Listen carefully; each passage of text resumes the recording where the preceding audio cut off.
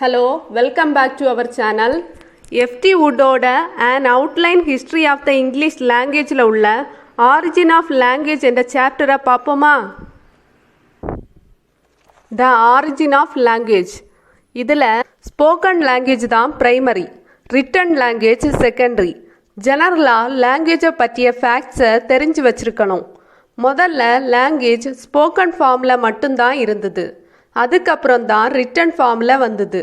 ஸ்பீச்சையும் தாட்டையும் record பண்ண தான் system of recording என்கிற ரிட்டன் ஃபார்ம் வந்தது. ஃபஸ்ட்டு எல்லோரும் ரெக்கார்ட் பண்ண ரிட்டன் ஃபார்ம் தான் யூஸ் பண்ணினாங்க. அதுக்கப்புறம் காலப்போக்கில் பிரிண்டிங் வந்தது. இப்படி ஸ்பீச்சையும் தாட்டையும் ரெக்கார்ட் பண்ணதால தான் இன்றைக்கும் நம்மளோட ஆன்செஸ்டர்ஸ் பற்றி புரிஞ்சிக்க முடிஞ்சுது. அப்படி ரெக்கார்ட் பண்ணலன்னா நமக்கு பாஸ்டில் என்ன நடந்ததுன்னே தெரியாமல் போயிருக்கோம். அப்படி தெரியாமல் போயிருந்தா நாம் இப்போ படிக்கிற ஆரிஜின் ஆஃப் லாங்குவேஜ் பற்றியும் தெரியாமல் போயிருக்கோம். 500 அல்லது 1000 இயர்ஸுக்கு முன்னாடி நிறைய லாங்குவேஜ் பேசுகிற மக்கள் வாழ்ந்தாங்க. அவங்களோட லாங்குவேஜை இப்போது வேறு கண்ட்ரீஸில் உள்ளவங்க பேசுகிறாங்களான்னு தெரிஞ்சிக்க ரிட்டன் ஃபார்ம் ஹெல்ப்ஃபுல்லாக இருக்குது. Julius Caesar, King Alfred the Great காலத்தில் அவங்க என்ன லாங்குவேஜ் பேசினாங்கன்னு ரிட்டன் ஃபார்ம் இருக்குது. இப்படி ரிட்டன் ரெக்கார்ட்ஸ் இருக்கிறதால ஃப்யூச்சர் ஜெனரேஷனால் பாஸ்டில் என்ன நடந்ததுன்னு புரிஞ்சிக்க முடியும். அதுக்கப்புறம் பிரிண்டிங்கை ஈஸி ஆக்குறதுக்காக கிராமஃபோன்ஸ், டேப் ரெக்கார்ட்ஸும் வந்தது. ரிட்டன் டாக்குமெண்ட்ரி ரெக்கார்ட்ஸ் இருக்கிறதால லிங்குவிஸ்டிக்ஸ் ரிசர்ச்சுக்கு ஹெல்ப்ஃபுல்லாக இருக்குது. டெய்லி எல்லாரோட லைஃப்லையும் ரீடிங்கும் ரைட்டிங்கும் ஆக்குப்பை பண்ணியிருக்கு. ஸ்பீச்சுக்கு சப்ஸ்டிடியூட்டாக தான் பிரிண்டிங்கும் ரைட்டிங்கும் இருக்குது. ஸோ லாங்குவேஜுக்கு ப்ரைமரி மற்றும் பேசிக் ஃபார்ம் ஓரல், அதாவது ஸ்பீச் தான். லாங்குவேஜுக்கு செகண்டரி ஃபார்ம் தான் ரைட்டிங். 19th செஞ்சுரியில் யோன்னு சொல்கிற லெட்டருக்கு முன்னால் இன்டெஃபினிட் ஆர்டிக்கிளான ஆன் யூஸ் பண்ணப்பட்டிருக்கு. ஆனால் இப்போது யூன்னு சொல்கிற லெட்டர் வவ்வல் சவுண்டாக இருந்தால் தான் ஆன் யூஸ் பண்ணுவோம். அந்த டைமில் யூக்கு முன்னால் ஆன் யூஸ் பண்ணினதுக்கு எக்ஸாம்பிள்ஸ் தந்திருக்காங்க. அது எதெல்லாம்னா an universal law, an unique specimen. இன்னும் பெஸ்ட் எக்ஸாம்பிள் எதுன்னா கார்டினல் நியூமேன் எழுதிய famous work the idea of an யூனிவர்சிட்டியில் யூனிவர்சிட்டிக்கு முன்னால் ஆன் யூஸ் பண்ணியிருக்காரு. Sign language, deaf and dumb language இருந்தாலும் எல்லோரும் முதல்ல இந்த சைன் லாங்குவேஜ் ஜெஸ்டர்ஸை யூஸ் பண்ணினாலும் ஆரிஜின் ஆஃப் லாங்குவேஜ் பற்றி படிக்கும்போது ஸ்பீச்சும் ரைட்டிங்கும் தான் முக்கியத்துவம் பெறுது. லாங்குவேஜ்னு சொல்கிறது எவல்யூஷனரி தான், ஸ்டேட்டிக் இல்லை. ஏன்னா லாங்குவேஜ் புதுசாக உருவாக்கிட்டு இருக்கோம். அதில் நிறைய சேஞ்ச் அடிக்கடி வந்துட்டு இருக்கோம். அதனால தான் லாங்குவேஜ் ஸ்டேட்டிக் இல்லை. இதுக்கு எக்ஸாம்பிளாக ஆங்கிலோ சாக்சன் பீரியடில் பேசின லாங்குவேஜுக்கும் சாசர் 14th செஞ்சுரி எண்டில் எழுதின ரைட்டிங்குக்கும் டிஃப்ரெண்ட் இருக்குது. சாசர் எழுதின இங்கிலீஷ் இப்போது நம்மளால் ஈஸியாக புரிஞ்சிக்க முடியாது. அதனால் சாசரோட இங்கிலீஷும் நாம் இப்போ யூஸ் பண்ணுற இங்கிலீஷுக்கும் நிறைய டிஃப்ரெண்ட் இருக்குது. இதே மாதிரி மாடர்ன் ஃப்ரெஞ்சுக்கும் ஓல்டு ஃப்ரெஞ்சுக்கும் நிறைய டிஃப்ரெண்ட் இருக்குது. சீசர், விர்ஜில், ஓவிட் காலத்திய லாட்டின் லாங்குவேஜுக்கும் லாட்டின் வழி வந்த இப்போ உள்ள மாடர்ன் இட்டாலியன் லாங்குவேஜுக்கும் நிறைய டிஃப்ரெண்ட் இருக்குது. லாங்குவேஜில் grammar, pronunciation, new meaning, new words போன்ற சேஞ்சஸ் நிறைய இருக்குது. அடிக்கடி சேஞ்ச் ஆகிட்டே இருக்கும். அமெரிக்கன் இன்ஃப்ளூயன்ஸ் சினிமாலையும் டிவிலையும் வந்ததால் ஸ்பெல்லிங் ரிஃபார்ம் வந்தது. பிபிசியில் உள்ள ப்ரொனன்சியேஷன் தான் correct and standard pronunciation. People எல்லாரும் ஸ்மால் குரூப்பாகவும் ஐசோலேட்டட் கம்யூனிட்டிஸாகவும் நாடோடியாகவும் வாழ்ந்ததால் லாங்குவேஜ் ஸ்ப்ரெட் ஆச்சு. ஸ்பீச் தான் மனிதனை அனிமல்ஸ்லேருந்தும் அதர் ஸ்பீசிஸ்லேருந்தும் வேறுபடுத்தி காட்டுது. ப்ரொஃபஸர் லெலாய்டு ஜேம்ஸ் அவரோட அவர் ஸ்போக்கன் லாங்குவேஜுங்கிற ஒர்க்கில் நிறைய அனிமல்ஸுக்கு ஸ்பீச் ஆர்கன்ஸ் ப்ரிமிட்டிவ் மேனுக்கு டெவலப் ஆனது மாதிரி டெவலப் ஆகும்னு சொல்லியிருக்காரு. மனிதனோட மைண்ட் டெவலப் ஆனதால் ஸ்பீச்சும் டெவலப் ஆச்சு.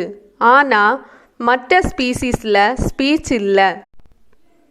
Sir G Elliot Smith discovery of speech தான் மனிதனோட பிகினிங்னு கரெக்டாக சொல்லியிருக்கிறதா outline history of the English லாங்குவேஜுங்கிற புக்கில் எஃப்டி வுட் சொல்லியிருக்காரு. இனி ஆரிஜின் ஆஃப் லாங்குவேஜ் பற்றிய 4 தியரிஸ் பற்றி பார்ப்போம். ஃபஸ்ட்டு 4 தியரிஸ் என்னெல்லாம்னு பார்ப்போம். த பவ் வவ் தியரி. செகண்ட், த டிங் டாங் தியரி. தேர்ட், த பூ பூ தியரி. ஃபோர்த், த ஜெஸ்டர் தியரி. இனி இந்த 4 தியரிஸையும் விரிவாக பார்ப்போம். த பவ் வவ் தியரி. ஒரு ஆப்ஜெக்டையோ கிரியேச்சரையோ குறிப்பிட்டு சொல்ல அதனோடு தொடர்புடைய சவுண்ட்ஸை மனிதர்கள் இமிட்டேட் பண்ணி சொல்லுவது. ஆயிரக்கணக்கான ஆண்டுகளுக்கு முன்னிருந்தே சைல்டு அடல்ட்டை பார்த்து இமிட்டேட் பண்ணி எக்ஸ்பிரஷனையும் ஹேபிட்டையும் வெளிப்படுத்துவதாக நிறைய எக்ஸ்பொனன்ட்ஸ் ஆஃப் தியரிஸ்ட் தெரிவிக்கின்றனர். பல வருடங்களுக்கு முன் ஆன்செஸ்டர்ஸ் யூஸ் பண்ணிய லாங்குவேஜ் பரம்பரையாக வந்து நடைமுறையில் இருக்கிறது. எடுத்துக்காட்டாக, ஒரு குழந்தை டாக் குரைப்பதை பார்த்து அதனை மற்ற அனிமல்ஸிடமிருந்து வேறுபடுத்தி காட்ட டாகை பார்த்ததும் பவ் வவ் என்று சொல்லுகிறது. இப்படி ஒவ்வொரு கிரியேச்சர்ஸ் அல்லது ஆப்ஜெக்ட்ஸின் சவுண்டை இமிட்டேட் பண்ணிதான் லாங்குவேஜ் பிகின் ஆகி இருக்கிறதென சில தியரிஸ்ட் சொல்லுகின்றனர். இதே மாதிரி ஸ்னேக்கை குறிப்பிட ஹிஸ்ஸிங் சவுண்டும், விண்டை குறிப்பிட ட்ரீ டாப்பில் வர விசிலிங் சவுண்டும், யூரோப்பியன் லாங்குவேஜஸில் வாட்டருக்கு லிக்யூட் சவுண்ட் யூஸ் பண்ணுறாங்க. ஆனமெட்டோபோயிக் எலிமெண்ட்ஸ்லேயும் சவுண்டை பொறுத்து நேம் போடுறாங்க. எடுத்துக்காட்டா puff, whine, wail, whistle, babble. Second theory, the ding dong theory. Max Muller என்ற எமினண்டான ஜெர்மன் ஸ்காலர் மற்றும் பிலாலஜிஸ்ட் தான் இந்த டிங் டாங் தியரியோட தொடர்புடையவர். இந்த டிங் டாங் தியரி படி பிகினிங்ஸ் ஆஃப் லாங்குவேஜ் என்பது ரிதம்லேருந்து தொடங்குது. ரிதம் எல்லோரோட உள்ளார்ந்த மனதிலேயும் ப்ரிமிட்டிவ் ஸ்டேஜ்லேயே இயற்கையாகவே இருக்குது. இந்த தியரியிலையும் இமிட்டேஷன் தான் பிகினிங் ஆஃப் லாங்குவேஜ்னு சொல்லியிருக்கு. ஆனால் இந்த தியரி இமிட்டேஷன் ஆஃப் மூமெண்ட்டை பேஸ் பண்ணி இருக்கு. இமிட்டேஷன் ஆஃப் சவுண்டை விட இமிட்டேஷன் ஆஃப் மூமெண்ட்டுக்கு அதிக முக்கியத்துவம் கொடுக்கப்பட்டுள்ளது. எங்கெல்லாம் ரிதமை அப்சர்வ் பண்ணலாம்னு சொல்லியிருக்கு. இதுக்கு எடுத்துக்காட்டா பேர்லிங் ஆஃப் த ஸ்ட்ரீம், அதாவது ஸ்ட்ரீமோட மூமெண்ட்டும், விண்டில் உள்ள ஸ்வேயிங் ஆஃப் த ட்ரீஸ், அதாவது காட்டில் மரம் அசைகிறதையும் குறிப்பிட்டிருக்கு. ஏலிமன் சவுண்டை டிங் டாங்னு ரிதமாக யூஸ் பண்ணினாங்க. இப்படி பொனட்டிக்கலாக யூஸ் பண்ணினப்போ இமிட்டேட் பண்ணி தான் யூஸ் பண்ணினாங்க. மேக்ஸ் முல்லரோட ஃபெல்லோ கண்ட்ரிமேன் தான் பச்சர். ஆனால் பச்சரை விட மேக்ஸ் முல்லர் தான் இந்த தியரியோட தொடர்புடையவர். பச்சரும் இந்த தியரி பற்றி சொல்லியிருக்காரு. அது என்னன்னா, ஏலிமன் ஃபஸ்ட்டு ஸ்டேஜில் சிம்பிள் ரித்மிக்கல் ஹம் ஆர் சேண்டை யூஸ் பண்ணி பேசினாங்க. அப்படி தான் ப்ரிமிட்டிவ் ஸ்பீச் உருவாச்சு. மேலும் வாக் பண்ணுறத குறிக்க ஸ்டெப்ஸும், ஒர்க்கை குறிக்க ஹேண்ட்ஸும் யூஸ் பண்ணி மூமெண்டால் பேசினாங்க. மேலும் இந்த தியரிக்கு எடுத்துக்காட்டா சாவேஜ் வார் டான்ஸ், மிடிவல் பேலட்ஸ், சீ சாண்டீஸை சொல்லலாம். மேனுவல் ப்ராசஸுக்காக விசில் அடிக்கிறதையும் இந்த தியரியில் சொல்லலாம். இறுதியாக டிங் டாங் தியரியில் லாங்குவேஜ் என்பது இமிட்டேஷன் ஆஃப் சவுண்டை விட இமிட்டேஷன் ஆஃப் மூமெண்டால் உருவாச்சு. தேர்ட் தியரி, த பூ பூ தியரி. த பூ பூ தியரி படி லாங்குவேஜ் என்பது எமோஷ்னல் இன்டர்ஜெக்ஷன்ஸ் ஆன பெயின், சர்ப்ரைஸ், ப்ளஷர், ஒண்டர் போன்றவைகளால் உருவாக்கப்படுகிறது. முதல்ல பூ பூ எதுக்கு யூஸ் பண்ணியிருக்குன்னா, கண்டம்ட் அல்லது டிஸ்கஸ்டை குறிக்க.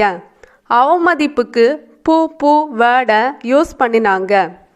ப்ரூட் வாய்ஸஸ் இந்த பூ பூ வேர்ட்ஸை யூஸ் பண்ணினாங்க. காலப்போக்கில் இந்த பூ பூ வேர்ட் அடிக்கடி யூஸ் பண்ணினதால அதுக்கென்று தனி மீனிங்கும் வேர்பு ஃபார்மும் உருவாகி ஸ்பீச் லாங்குவேஜில் ஓர் இடம் பிடிச்சிது. ஆனால் லிட்ரரி லாங்குவேஜில் இடம் பிடிக்கலை. ஆனாலும் ஒரு ஸ்கூல் ஆஃப் தியரிஸ்ட் பூ பூ தியரியும் ஆரிஜின் ஆஃப் லாங்குவேஜ் தான்னு உறுதிப்படுத்த இன்னும் போராடிட்டு இருக்காங்க. 4th theory the gesture theory. The gesture தியரியை வில்ஹம் வூண்ட் தான் கொண்டு வந்தார். அதுக்கப்புறம் இதை சர் ரிச்சர்ட் பேஜெட் ஹியூமன் ஸ்பீச்சுங்கிற புக்கில் திரும்ப சொல்லியிருக்காரு. ஹேண்ட்ஸ்னால் உருவாகிற சைனும் ஜெஸ்டர்னாலும் ஏர்லியஸ்ட் மெத்தட் ஆஃப் கம்யூனிகேஷன் உருவாச்சுன்னு வூண்ட் சொல்லியிருக்காரு. மேலும் இப்படி ஹேண்ட்ஸ்னால் உருவாகிற சைனும் ஜெஸ்டரும் இயற்கையாகவே உருவாகிறதுன்னும் இப்படி உருவாகிற லாங்குவேஜ் ஸ்பான்டேனியஸாகவும் உருவாகுதுன்னும் வூண்ட் குறிப்பிடுறாரு. இதை எக்ஸ்பிளைன் பண்ண என்ன சொல்லியிருக்குன்னா, இப்போ கூட ஒருத்தரை நம்ம பக்கத்தில் கூப்பிட கை சைகையை காட்டுறோம். மேலும் ஒருத்தரோட லாங்குவேஜ் புரியலை அப்படின்னா ஜெஸ்டரை யூஸ் பண்ணுறோம் அப்படி குறிப்பிட்டிருக்கு. ஜெஸ்டர் தியரி பற்றி தியரிஸ்ட் என்ன சொல்லியிருக்காங்கன்னா, ஒவ்வொரு சைகை காட்டும் போதும் நம்மளோட டங், லிப்ஸ், ஜாஸ் எல்லாம் மூவ் ஆகுது. அதனால் காலப்போக்கில் ஹேண்ட் ஜெஸ்டருக்கு பதிலாக டங், லிப், ஜா ஜெஸ்டர் உருவாச்சு. அப்படின்னா சைகை காட்டுற சைன் லாங்குவேஜ்லேருந்து தான் ஸ்போக்கன் லாங்குவேஜ் உருவாச்சு. இதுக்கு எடுத்துக்காட்டா ஒருவர் அவரோட ஆர்ம்ஸை உயர்த்தும்போ அவரோட டங்கும் உயருது. டங்கோட டிப் டாப் பேலட்டை நோக்கி உயருது. அப்போது அல்லுங்கிற சவுண்ட் உருவாச்சு. இந்த அல்லுங்கிற சிலபிள் பேசிக்கான ஒன்று. ஏன்னா இந்த அல் சிலபிள் ஆன்சியன்ட் லாங்குவேஜஸ் படி அப் அல்லது ஹைட்டை குறிக்க யூஸ் பண்ணப்பட்டிருக்கு. ஸோ சைன் லாங்குவேஜ்லேருந்து தான் ஸ்போக்கன் லாங்குவேஜ் உருவாச்சுன்னு தியரிஸ்ட் குறிப்பிடுறாங்க. சர் பெர்சி நன் என்பவர் அவரோட education its data and first பிரின்சிபிளுங்கிற ஒர்க்கில் இந்த ஜெஸ்டர் தியரியை பற்றி சொல்லியிருக்காரு. அதாவது ஐ மீன்னு குறிக்க அவரோட கையை அவரை பார்த்தோம், யூன்னு குறிக்க அவரோட ஃபிங்கரை மற்றவங்களை பார்த்தோம் காட்டுறாரு. இதே மாதிரி ஹியர் தேரை குறிக்கவும் ஹேண்டை யூஸ் பண்ணுறாரு. சர் பெர்சி நன் என்ன சொல்கிறாருன்னா, டங்கை யூஸ் பண்ணுறதுக்கு பதிலாக ஹேண்ட் ஜெஸ்டரை யூஸ் பண்ணுறாங்க. ஸ்பீச்சுக்கு எஃபோர்ட் வேணும், ஆனால் ஹேண்டுக்கு அது தேவையில்லை. ஸோ ஸ்பீச் எஃபோர்ட்டை ஈஸி ஆக்குறது தான் ஹேண்ட் ஜெஸ்டர். இனி ஆரிஜின் ஆஃப் லாங்குவேஜோட கன்க்ளூஷனை பார்ப்போம். இறுதியாக இந்த 4 தியரிஸும் ஆரிஜின் ஆஃப் ஹியூமன் ஸ்பீச்சை முக்கியத்துவப்படுத்தி சொல்லப்பட்டிருக்கு. எல்லா தியரிஸும் ஒவ்வொரு பாயிண்டை சொன்னாலும் எதுவும் சாட்டிஸ்ஃபேக்ஷன் ஆகலை. 1939 டாக்டர் வில்பர் எம் அர்பன் எழுதின லாங்குவேஜ் அண்ட் ரியாலிட்டி ஒர்க்கில் ஃபஸ்ட்டு 3 தியரிஸையும் டிஸ்மிஸ் பண்ணியிருக்காரு. அந்த 3 தியரிஸுக்கும் சப்போர்ட் பண்ணலை. ஏன்னா அந்த தியரியில் எல்லாத்துலேயும் கம்பைன் பண்ணி பார்த்தாலும் எல்லாத்தையும் எக்ஸ்பிளைன் பண்ணலை. சிங்கிள் வேர்ட்ஸ் தான் யூனிட்ஸ் ஆஃப் கம்யூனிகேஷன்னு இந்த 3 தியரிஸும் எக்ஸ்பிளைன் பண்ணிச்சு. இனி எஃப்டி வுட் இந்த ஆரிஜின் ஆஃப் லாங்குவேஜ்னு சொல்கிற சாப்டரோட லாஸ்டில் 4 தியரிஸ்லேயும் சொல்லப்பட்ட எல்லாமே ட்ரூ தான்னு, ஆனாலும் அது அப் டு ஏ பாயிண்ட் வரை தான் அப்படின்னும் சொல்கிறாரு. ஸ்பீச் என்பது எல்லா ப்ராசஸோட காம்பினேஷன் தான்.